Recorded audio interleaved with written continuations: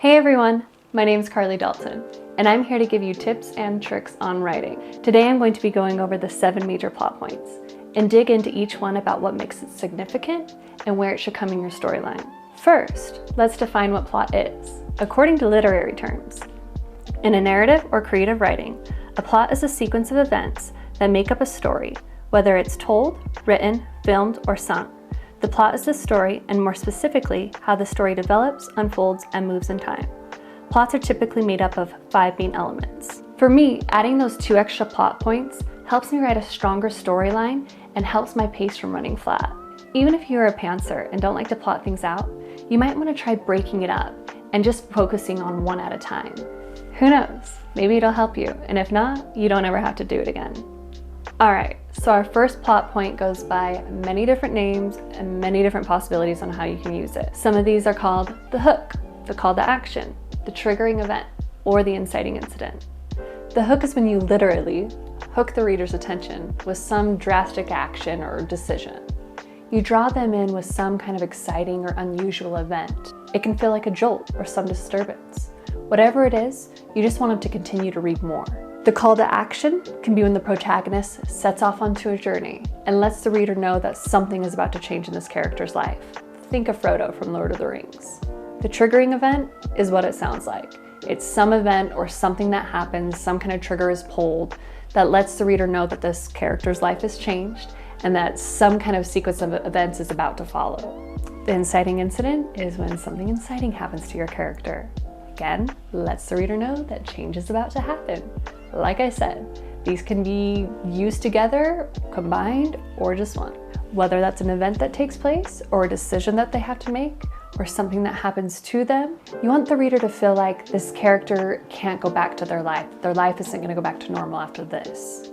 Which brings us to our next plot point, the turning point, which usually takes place about a quarter of the way through or 20%. It puts you into your second act and should feel like a doorway of no return.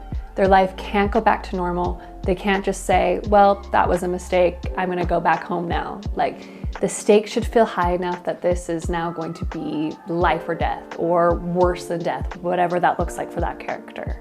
The reader needs to believe you that this character can't just go back. So a good way to do that is to make sure that your stakes are emotionally tied to your character. Otherwise, why were they motivated to go through the door in the first place? And next we have our halfway point, which is obviously halfway in the book. This is where you really want to up those worse than death stakes. You want to bring out their character arc and make sure that they're growing and changing as a person. The next one is my favorite, or at least where I get to know my characters the best. It is their darkest hour or their crisis point. Maybe that worse than death stake happened to them and now they have to try and fix it. Or maybe they make some terrible mistake and have to redeem themselves.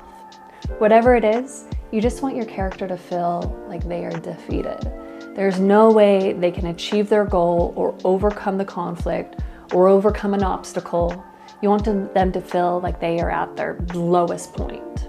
Which takes us into our final act, where we first see the rising action. Okay, so now your characters have shed their tears or are so mad with revenge, they are willing to do everything in their power to achieve that goal, overcome that obstacle, defeat that conflict. So now things start to pick up. You want to gain momentum and create that urgency in the reader so they're flipping through pages to get to your climax. Maybe you have some battle scene or a fight scene or a dance-off, depending on what genre you write in. Your goal is just to build up that tension to the final showdown. All right, so now you're at your climax. This is where you want the most action in your story to take place. Now, again, these are not rules. I've seen other movies and authors who have written beautiful stories and not used any of these plot points. And then they get their happily ever after, or not, depending on what genre you write in. Maybe everyone dies like Game of Thrones. You just want to come to some resolution. You can tie up and leave as many loose ends as you want, but you want that reader to feel satisfied and fulfilled when they close the book. You want that last message that you leave with them to have some sort of meaning.